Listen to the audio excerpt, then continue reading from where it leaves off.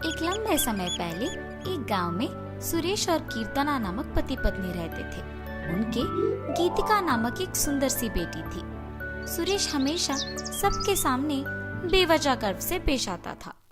एक दिन शाम के समय में कीर्तना उनके घर पे वड़ा पाव बनाती है। कीर्तना, तुम्हारे हाथ का ये वड़ा पाव सच में बहुत स्वादिष्ट है। और इतने में उनके घर सुरेश के रिश्तेदार आते हैं। अरे सही समय पे आए हैं, मेरी बीवी अभी अभी गर्मा गर्म वड़ा पाव बना रही है, बहुत स्वादिष्ट है। कीर्तना, जरा मेरे रिश्तेदारों के लिए भी वड़ा पाव बना के ले आना। जी अभी लाई।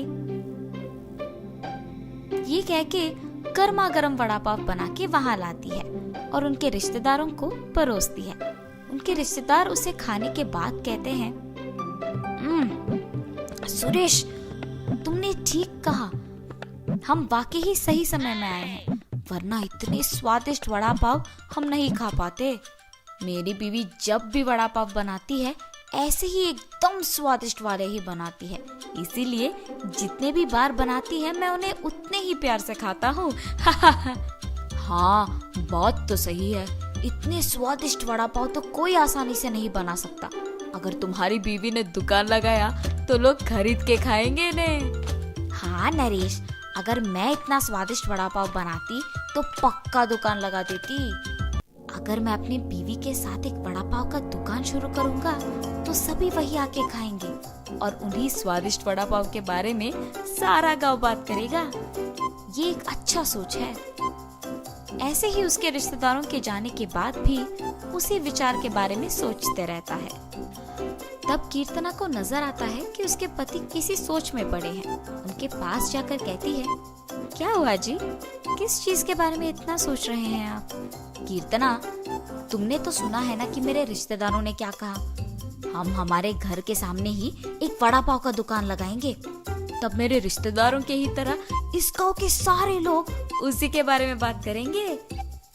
ठीक है, आपके विचार के अनुसार ही हम वड़ा पाव बना के बेचेंगे, लेकिन आपको अब से ऐसे बेवजह गर्व की बातें करना बंद करना पड़ेगा।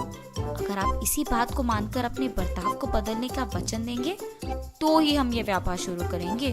हाँ, अब अगर मैं अपनी बीवी की बातों को नहीं मानूंगा तो वो शायद व्यापार शुरू करने के लिए नहीं मानेगी और मेरे ख्यालों के अनुसार कुछ नहीं होगा।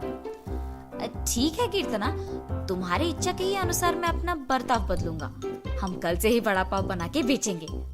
और ऐसे ही वो बाहर जाकर वड़ा पाव की तैयारी के लिए जरूरी सामग्री लेकर आता है और अगले दिन नरेश उनका दुकान शुरू करके उसकी बीवी को वड़ा पाव बनाने के लिए कहता है। कीर्तना उसके पति के बातों के अनुसार ही वड़ा पाव बनाना शुरू करती है। स्वादिष्ट और गर्मा गर्म वड़ा पाव, आइए बाबू आइए। ऐसे जोर जोर से चिल्लाने के कारण उस तरफ जाते हुए सारे लोग आकर्षित होकर उसके दुकान आते हैं और वड़ा पाव लेके उन्हें खाने लगते हैं। सुरेश, वड़ा पाव तो बहुत गर्म और स्वादिष्ट है। हाँ, अब तक मैंने इतने स्वादिष्ट वड़ा पाव कहीं नहीं खाया है। हाँ, मेरी पत्नी बहुत अच्छा वड़ा पाव बनाती है, उसकी तरह तो और कोई नहीं बना सकता है। ऐसे उनको वड़ा पाव देकर उनसे पैसे लेता है। उस रात को जब बैठ के वो आए हुए पैसों की गिनती करने लगते हैं तो कीर्तना कहती है, अरे वाह, पहले ही दिन हमें लाभ आया है जी। निवेश के पैसों से ज्यादा पैसे तो हमने कमाया है। क्या सच में? अगर हमने ऐसे ही इसे बरकरार रखा ना तो जल्द ही हमारा बहुत बड़ा व्यापार बन जाएगा कीर्तना। हाँ, आप सही कह रहे हैं। पहले ही दिन उतने पैसे देख पति पत्नी दोनों खुश होते हैं। ऐसे ही वो हर रोज उनके सोच के मुताबिक वड़ा पाव बना के उसे बेचते हैं और कुछ ही दिनों में उनका व्यापार अच्छा चलने लगता है। मेरे सोच के मुताबिक ही हमारा व्यापार अच्छा चल रहा है, किसी और के दुकान में तो इतने लोग ही नहीं आते हैं। कुछ दिन पहले शुरू करने के बावजूद हमारा व्यापार बाकियों से बहुत बेहतर चल रहा है।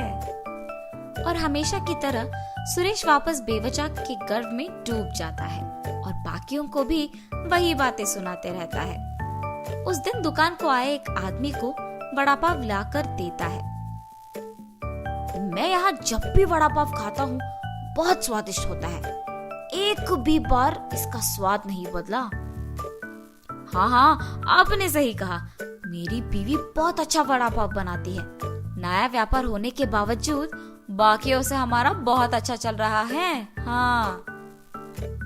ऐसे ही वहाँ मौजूद सभी से बात करता है और ऐसे ही बात करते हुए वो उन लोगों से पैसे लेना भूल जाता है। उसके पैसे ना लेने के कारण सभी वहाँ आके उसकी गर्व की बातें सुनकर पैसे दिए बिना चले जाते थे। कुछ दिन बाद सबको जब सुरेश की कमजोरी का पता लग गया तो वो वड़ा पाव मंगा के उसे खा के पैसे देने के लिए उसके पास जाकर वड़ा पाव के बारे में बात करना शुरू करते थे। सुरेश उनकी बातों में पड़ के गर्व की बातें करता था और उनसे पैसे लेना भूल जाता था और कुछ देर बाद वो लोग वहाँ से पैसे दिए बिना चले जाते थे। सुरेश के इस बर्ताव के कारण उनके व्यापार में नुकसान होता है और अचानक उनके सपने टूट जाने पर पति पत्नी दोनों बहुत निराश होते हैं।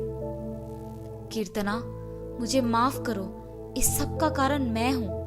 मेरे इस झूठे गर्व के कारण ही सबको मेरी कमजोरी का पता लग गया और उन्होंने उसका फायदा उठाया। इसीलिए हमें अब नुकसान भुगतना पड़ रहा है। ऐसे कह के बहुत दुखी होता है। आपको अपनी गलती का एहसास हो गया, बस ये काफी है। अब से हम हमारा व्यापार ढंग से चलाएंगे। ठीक है कीर्तना। और तब से पति पत्नी दोनों उनका वड़ा पाव का व्यापार बहुत अच्छे से चलाते हुए खुश रहते हैं।